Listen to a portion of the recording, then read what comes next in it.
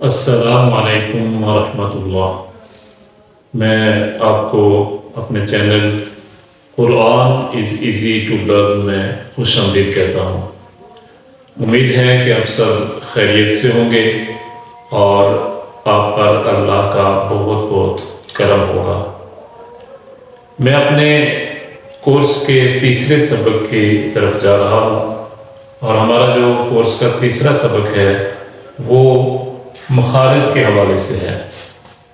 اس سے پہلے میں یہ بتانا چاہتا ہوں کہ قرآن کو پڑھنے کے دو طریقے ہیں۔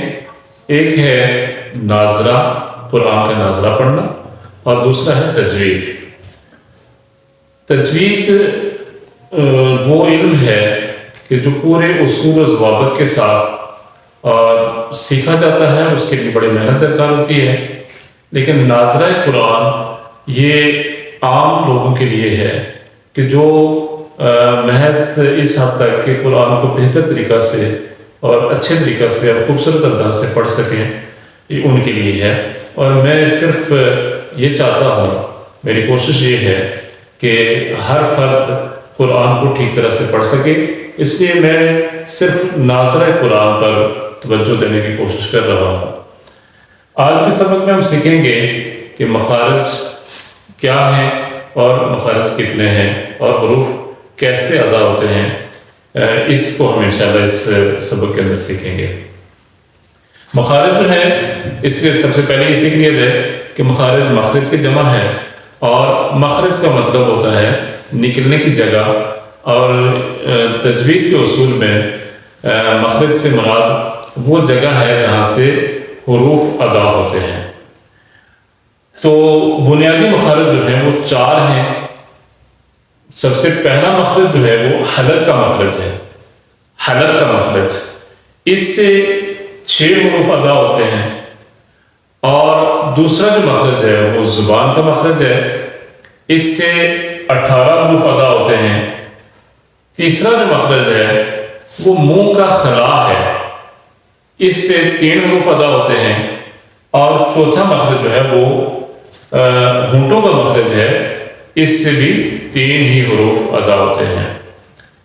عربی جو زبان ہے، اس کے حروف تہجی کی تعداد 30 ہے، اور اس میں سے بھی ایک جو ہے وہ حمزہ اور الف، جب ان پر حرکت آ جاتی ہے تو یہ ایک ہی جیسے پڑھے جاتے ہیں۔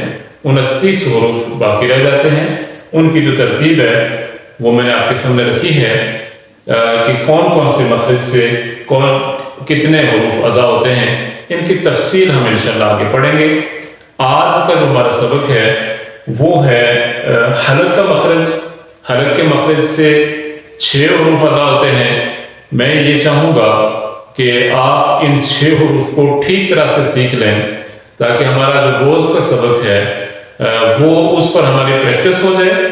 یہاں میں یہ بھی بتاتا چلوں کہ جو حروف ہیں ان کو اگر ہم غلط پڑھیں گے تو جب ہم قرآن پڑھیں گے، ناظرہ پڑھیں گے، اس کے اندر حروف کو پڑھنے میں غلطی کریں گے تو الفاظ کا معنی بدل جائے گا، اور الفاظ کا معنی بدلنے سے جو ہم تلاوت کر رہے ہوتے ہیں ثواب کے لیے اور اجر کمانے کے لیے، تو اللہ کی رضا کے لیے، تو بجائے ثواب کے اور اجر کے اور اللہ کو راضی کرنے کے بجائے ہم سے غلطی ہو رہی ہوتی ہے اور ہمیں گناہ ہو رہا ہوتا ہے۔ اس لیے ان حروف کو ٹھیک طرح سے سیکھ لیں۔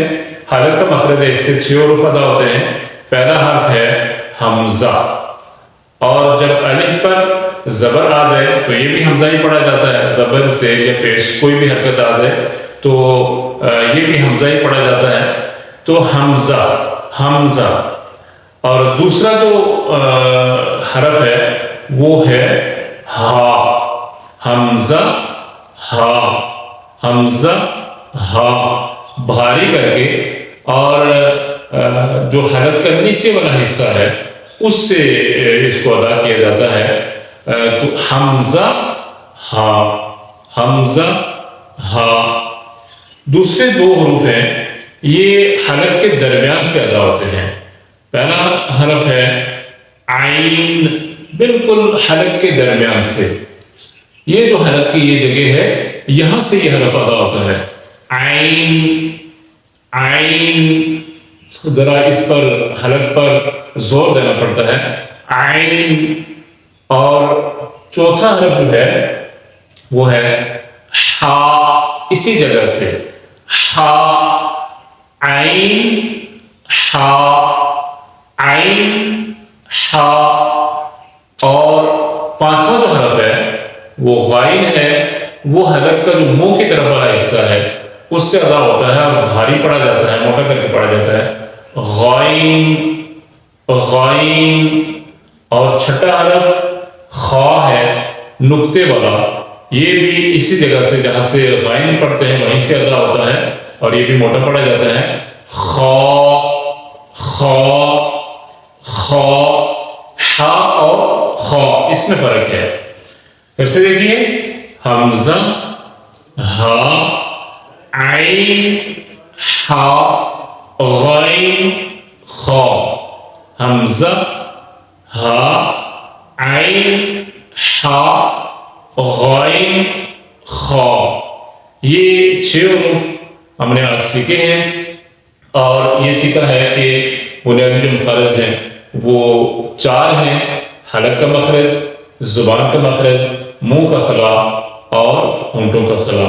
اللہ ہمیں قرآن سیکھنے کی اور اسے سکھانے کی توفیق عطا فرمائے۔